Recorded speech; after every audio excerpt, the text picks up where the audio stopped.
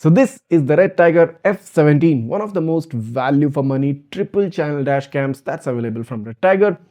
And this is the REDTIGER F7N ELITE, the latest Starvis 2 backed 4K dual channel dash cam, again by REDTIGER. Now the most important point to note is that both these dash cameras come at a very similar price point, around the price bracket of 16,000 rupees. So it's quite understandable that you might get confused which of these two dash cameras to go ahead with, either the triple channel previous gen Starvis backed REDTIGER F17 or the newly launched Starvis 2 based dual channel F7N ELITE. So in this video, I'm going to do a detailed video quality comparison of the REDTIGER F17 along with the F7N ELITE, and after watching this video, it will make your purchase decision much easier. And if this video does help you out in any way, and if you like the effort that's gone into making this video, go ahead, hit that subscribe button of my channel right now, smash that like button and share this video with all your friends who are looking out for similar dash cameras. You're watching Gizmobeep, let's get started.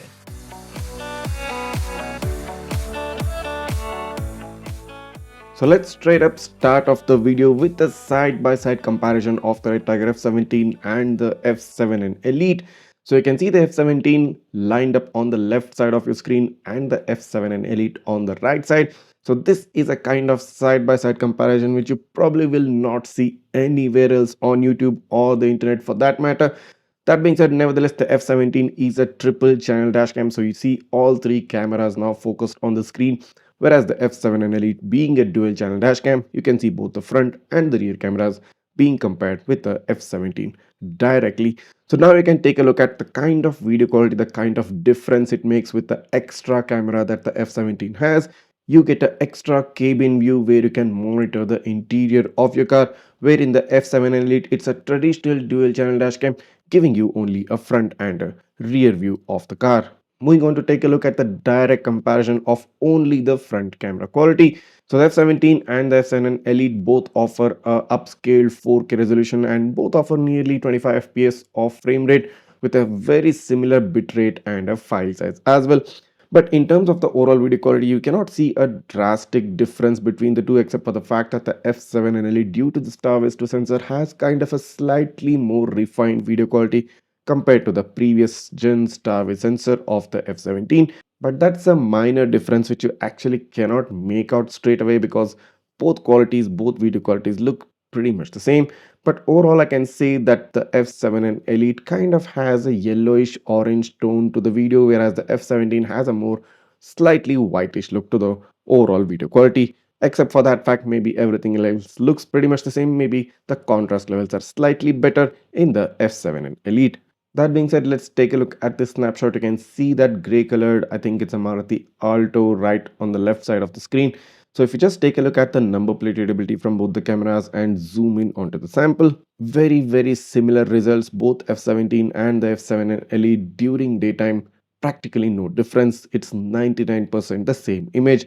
This goes to show that in terms of the number plate readability during daytime, both cameras are pretty much the same and there's no real difference in terms of the number plate readability during daytime. Moving on to the rear camera quality, I can surely say that the F7N ELITE offers kind of a more natural looking and a more balanced rear camera quality compared to the F17.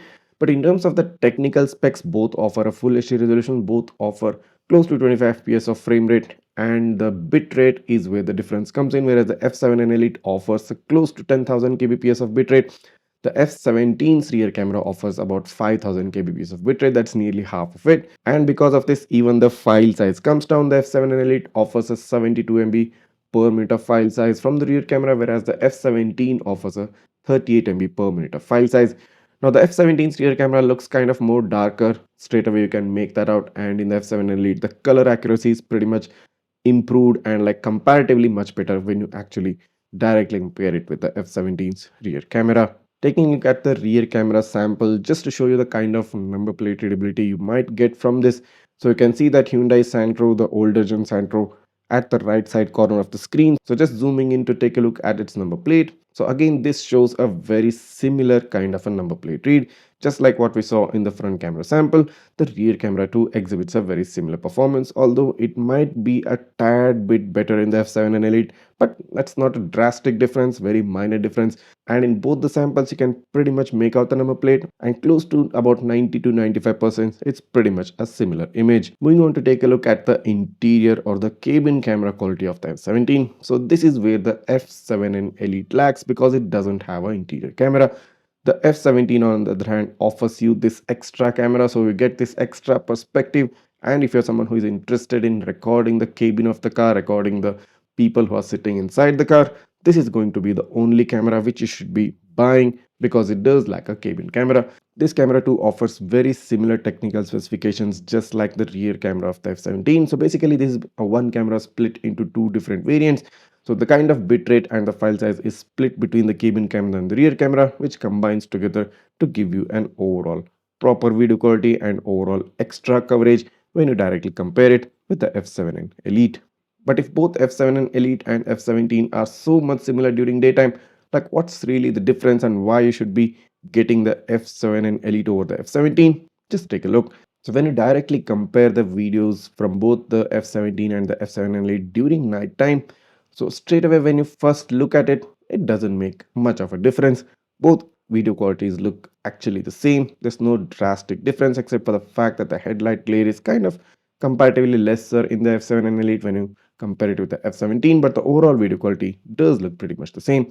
So now we can ask, what difference does the star vista sensor in the F7N Elite bring to the table and why you should be considering the F7N Elite or the F17? Take a look at this sample. Now in this particular snapshot, I need you to take a look at two different aspects: the name board of the shop on the left and the number plate of the car approaching towards the front. Let's just zoom in on the name board of the shop at first. On top you can see the F17 sample and on the bottom you can see the F7N Elite. This is what makes Starvis 2 a better performer during low light conditions. You can make out the name boards, the sign boards, the LED boards during nighttime, offering you that extra information, extra knowledge, and the ability to pinpoint your location compared to other different shops or commercial establishments while on the road. So wherein the F7N Elite gives you a proper nameplate read, signboard read, wherein the F17 due to the previous gen Starvis sensor has a kind of a higher exposure and you won't be able to make out the name boards or the signboards. Moving on to the number plate readability of the car that was approaching from the front. On top the F17, a slightly blurred image, jagged image. The number plate read is actually not very clear except maybe for the last three digits. Whereas in the F7N Elite sample, you can clearly make out the difference Starvis 2 makes in terms of reading number plate during nighttime. So in the second sample, that's the F7N Elite, you can easily and clearly make out the entire number plate, whereas in the F17, it's practically not possible. Moving on to the rear camera quality, again has a similar effect to what we saw during daytime. I do think the F7N Elite's rear camera offers slightly better performance, or should I say more natural looking performance compared to the F17's camera. That being said, this is not to imply that the F17's rear camera is bad. It's also pretty much good, but I do think the F7N Elite has a slight advantage in terms of the overall quality the rear camera can provide during nighttime. Taking a look at the cabin camera quality during nighttime, so the F17's interior camera has infrared lights, which means you don't get blacked out footage during night. The IR lights help in giving you proper visibility inside the cabin, and anybody who's sitting inside the car will be properly visualized in the video within the recording. So this is the advantage of getting the F17 camera, because it gives you this extra perspective, this extra camera. You will get more coverage around the car when you compare it to the F7N Elite, which offers only a dual channel setup. So at the end, it comes to your priority. You want a 3-channel setup including the cabin of the car, or you're satisfied with a dual channel setup which offers a better video performance during low light conditions because of the Starvis 2 sensor from both front and the rear cameras. The daytime video quality is pretty much the same between both the cameras. There's practically no difference, so both cameras pretty much are exactly the same in terms of performance during daytime. So this was the ultimate video quality comparison of the Redtiger F17 along with the F7N Elite. And after watching this video, I can surely say that if you're someone who is looking for some more coverage around the car, who wants to record the cabin of the car, the F17 is a blind choice. But if you're someone who is very specific about getting good low light footage, catching some number plates during nighttime under the glare of headlights, and is able to leave out the cabin camera, the F7N Elite at a similar price point would be your definite choice. So no matter which of these two cameras which you're interested to buy, go ahead, click down on the description. I've given you the purchase link right there. Hit that purchase link, go ahead and grab it and support my work as well. In case if you like this video, I'm quite sure this video has helped you out in one way or the other. Make sure to hit that subscribe button right now, smash that like button and share this video with all your friends who are looking out for the REDTIGER F17 or the F7N Elite. If you do have any queries or doubts regarding any of these two cameras, just write that down in the comments. I'll try to get back to you as soon as possible. Thanks for watching and see you in the next one.